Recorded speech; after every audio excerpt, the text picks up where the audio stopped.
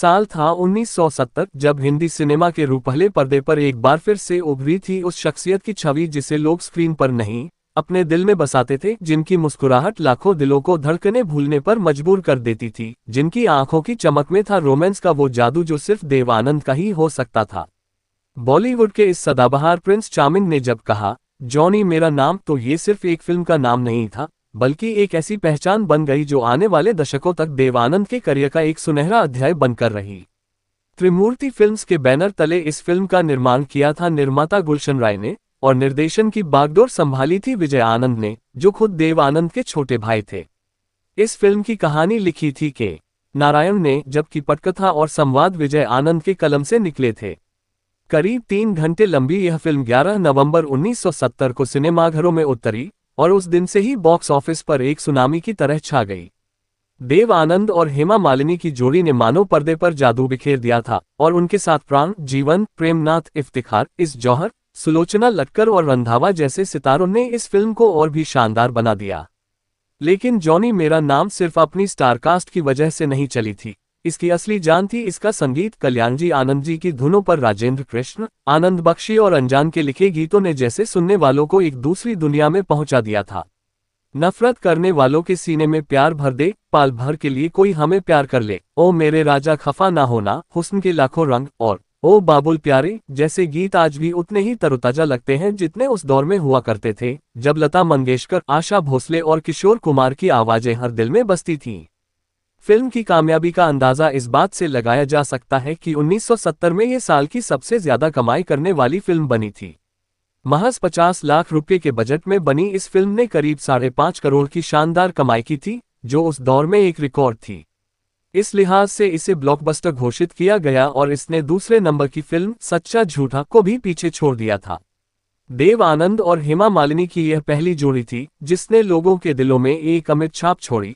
हालांकि बाद में दोनों ने करीब 10 फिल्मों में साथ काम किया, जिनमें तेरे मेरे सपने, जोशीला, छुपा रुस्तम, शरीफ बदमाश, अमीर गरीब, जानेमन, सच्चे का बोलबाला, सेंसर और अमन के फरिश्ते जैसी फिल्में शामिल थीं। लेकिन जॉनी मेरा नाम और अमीर गरीब के अलावा बाकी फिल्में दर्शकों को उतना नहीं भा सकीं। इस फिल्म के निर्माता गुलशन राय के साथ जुड़ी एक दिलचस्प बात यह थी कि वह मानते थे अगर किसी फिल्म के ट्रायल शो के दौरान उन्हें नींद आ जाए तो वह फिल्म जरूर हिट होती है, और हुआ भी ऐसा। ज्वेल थीफ और जॉनी मेरा नाम दोनों के ट्रायल में वो सो गए थे और दोनों फिल्में सुपरहिट रहीं। लेकिन जब जोशीला का ट्रायल देखा तो उन्हें नींद नहीं आए और वह फिल्म साल 1973 की सबसे बड़ी फ्लॉप साबित हुई। यही अनुभव आगे चलकर उनके और निर्देशक यश चोपड़ा के बीच तनाव की वजह बना। जॉनी मेरा नाम त्रिमूर्ति फिल्म्स की पहली पेशकश थी। इस बैनर की नींव दरअसल देव आनंद और विजय आनंद की सलाह पर ही पड़ी थी। गुलशन राय एक समय तक केवल वितरक थे, लेकिन देव आनंद और विजय आनंद ने उन्हें समझाया कि उन्हें अब खुद फिल्में प्रोड्यूस करनी चाहिए और वादा किया कि वह हर संभव मदद करेंगे। बस फिर क्या था, त्रिमूर्ति फिल्म्स का जन्म हुआ और इसी बैनर तले आगे चलकर दीवार, त्रिशूल, विधाता, त्रिदेव, विश्वात्मा और मोहरा जैसी सुपरहिट फिल्में बनी। हालांकि जॉनी मेरा नाम के बाद विजय आनंद और गुलशन राय के बीच मतभेद भी उभर आए। विजय आनंद का आरोप था कि उन्हें उनके मेहनताने से वंचित किया गया, जबकि गुलशन राय कहते थे कि वे उन्हें 2 लाख रुपये देने को तैयार थे, लेकिन विजय आनंद 6 लाख की मांग कर रहे थे। दरअसल विजय आनंद उस समय तक नासिर हुसैन की फिल्म तीसरी मंजिल से चर्चा में आ चुके थे, जिसके लिए उन्हें 1.5 लाख की फीस मिली थी, इसलिए उन्होंने खुद को अब एक बड़े निर्देशक के रूप में स्थापित कर लिया था। लेकिन जब गुलशन राय ने उनकी फीस कम करने की कोशिश की तो विजय आनंद को ये बात नागवार गुजरी और यहीं से उनके रिश्तों में दरार आ गई। कहा जाता है कि विजय आनंद को ये भी अच्छा नहीं लगता था कि कोई उनकी कहानी में दखल दे, और गुलशन राय की यही दखलंदाजी उन्हें अखर गई थी। बाद में गुलशन राय ने अपनी अगली फिल्म जोशीला के लिए विजय आनंद की जगह यश चोपड़ा को साइन कर लिया, जो विजय आनंद के लिए एक बड़ा झटका था क्योंकि उन्हीं की वजह से गुलशन राय निर्माता बने थे। जॉनी मेरा नाम की कहानी का श्रेय के नारायण को दिया गया, लेकिन असल में इसे के नारायण और विजय आनंद ने मिलकर लिखा था। जब फिल्म के क्रेडिट तय करने की बारी आई तो विजय आनंद ने के नारायण से कहा कि वे बताएं उन्हें किस रूप में क्रेडिट चाहिए, तो नारायण ने कहानी लेखक के रूप में नाम चाहा, जबकि पटकथा और संवाद का श्रेय विजय आनंद को दिया गया। लेकिन दिलचस्प बात यह है कि उसी साल विजय आनंद को बेस्ट स्क्रीन प्ले राइटर का फिल्म फेयर अवार्ड मिला। इस फिल्म में इस जौहर ने एक नहीं बल्कि तीन भूमिकाएं निभाई थीं और इस कारण उन्हें फिल्म के टाइटल क्रेडिट्स में 3 बार नाम दिया गया था। यह उस दौर की अनोखी बात थी। हालांकि इससे पहले भी उन्होंने 1957 की फिल्म कितना बदल गया इंसान में 3 किरदार निभाए थे। बाद में यही परंपरा संजीव कुमार ने नई दिन नई रात, दिलीप कुमार ने बैराग और अमिताभ बच्चन ने महान में निभाए। फिल्म का एक मशहूर गाना ओ मेरे राजा खफा ना होना बिहार के नालंदा विश्वविद्यालय और राजगीर में फिल्माया गया था। उस समय बिहार में फिल्म शूट करना जोखिम भरा माना जाता था, लेकिन विजय आनंद ने वह जोखिम उठाया और यह फैसला फिल्म के लिए बेहद सकारात्मक साबित हुआ। वहीं हुस्न के लाखों रंग गीत ने सेंसर बोर्ड की नींद उड़ा दी थी। आशा भोसले की कामुक आवाज में गाया ये गीत जब पर्दे पर पद्मा खन्ना ने निभाया तो दर्शक दंग रह गए। कहा जाता है कि गाने के दौरान प्रेमनाथ तक असहज हो गए थे। फिल्मफेयर मैगजीन ने इस गाने पर टिप्पणी करते हुए लिखा था कि इस गीत ने ये परखने की कोशिश की है कि सेंसर बोर्ड यूज सर्टिफिकेट वाली फिल्म में कितनी कामुकता की अनुमति दे सकता है। दिलचस्प बात यह भी रही कि विजय आनंद ने शुरू में फिल्म का नाम दो रूप रखा था क्योंकि कहानी 2 भाइयों पर आधारित थी, लेकिन एक ज्योतिषी ने सलाह दी कि फिल्म का नाम ज अक्षर से शुरू होना चाहिए, तब जाकर इसका नाम जॉनी मेरा नाम रखा गया। कुछ रिपोर्ट्स के मुताबिक शुरुआती नाम तुम जहां हम वहां भी रखा गया था। फिल्म के गीत ओ मेरे राजा की शूटिंग के दौरान एक रोमांचक घटना घटी। जब देव आनंद और हेमा मालिनी के साथ केबल कार का सीन फिल्माया जा रहा था तभी बिजली चली गई और दोनों बीच हवा में फंस गए। लगभग 1 घंटे तक वे वहीं अटके रहे।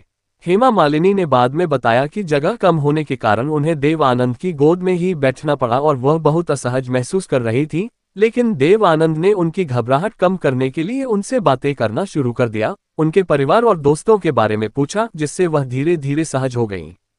प्राण साहब के साथ जुड़ा एक और किस्सा भी बड़ा दिलचस्प है।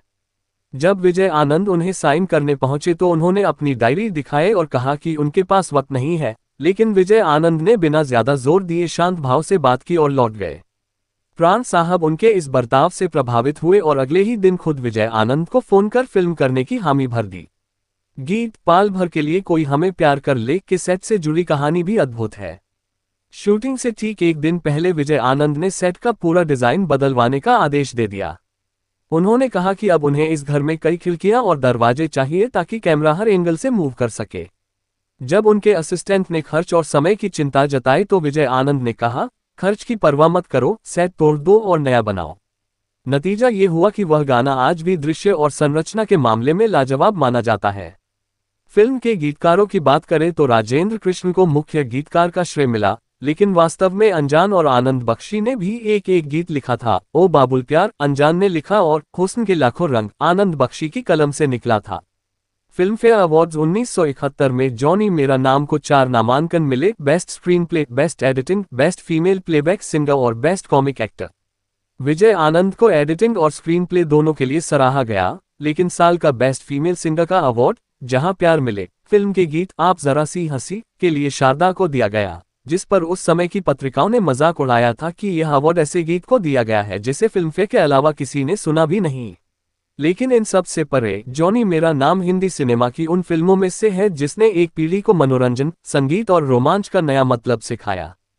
देव आनंद की चाल, उनके संवाद बोलने का अंदाज, विजय आनंद की निर्देशन कला और गुलशन राय का विश्वास, ये सब मिलकर उस जादू को रचते हैं जिसे क्लासिक कहा जाता है। जॉनी मेरा नाम सिर्फ एक फिल्म नहीं थी, यह उस दौर का प्रतीक थी जब दर्शक सिनेमा को दिल से जीते थे। और आज भी जब देव आनंद के चेहरे की वो मुस्कुराहट, वो स्टाइल, वो अंदाज आंखों के सामने आता है तो दिल कह उठता है, हाँ यही है जॉनी और यही है उसका नाम।